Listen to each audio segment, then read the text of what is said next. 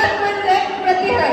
म्हणून मी माझ्या फीलिंग असे लिहून आणलं, कारण खूप दिवस झाले असे स्टेजवरती बोलताना.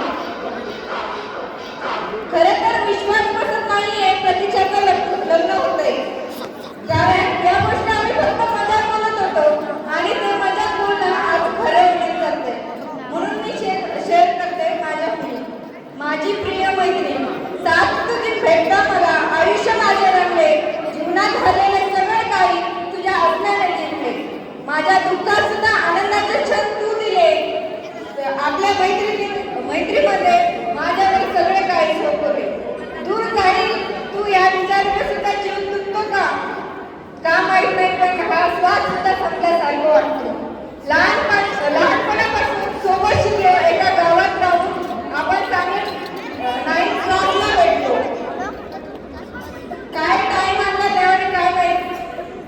एकमेकांच्या इतक्या विरोध होतो, एकमेकांच्या दोस्त तयार नव्हतो आणि नेमकं आपली एकमेकांचं पुढे मग ट्रिप असो किंवा कुठल्या बाहेर शाळेला भेट देण्यासाठी असो.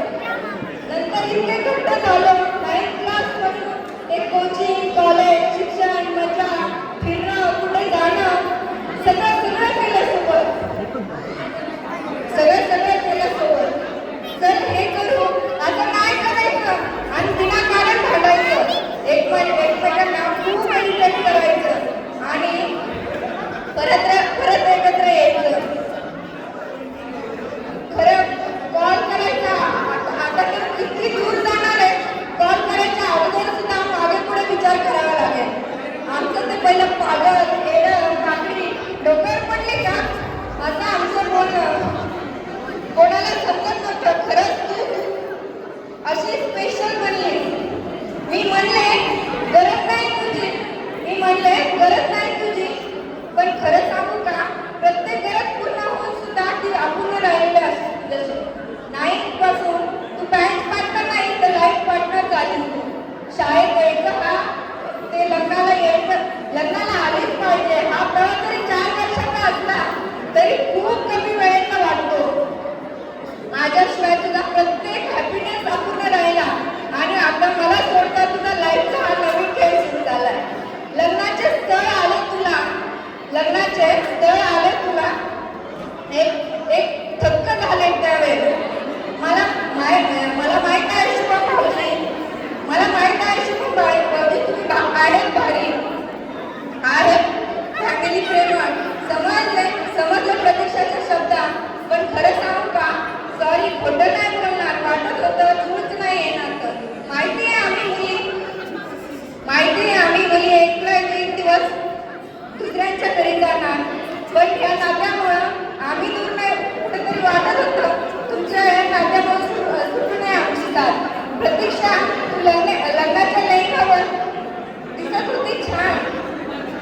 तू स्वतःसाठी खरेदी करतेय, वाटत होतं भारी, पण मनात कुठेतरी जास्तीची कुजबूज सुरू झालेली, कारण तुझ्या लग्नाची तयारी सुरू झालेली.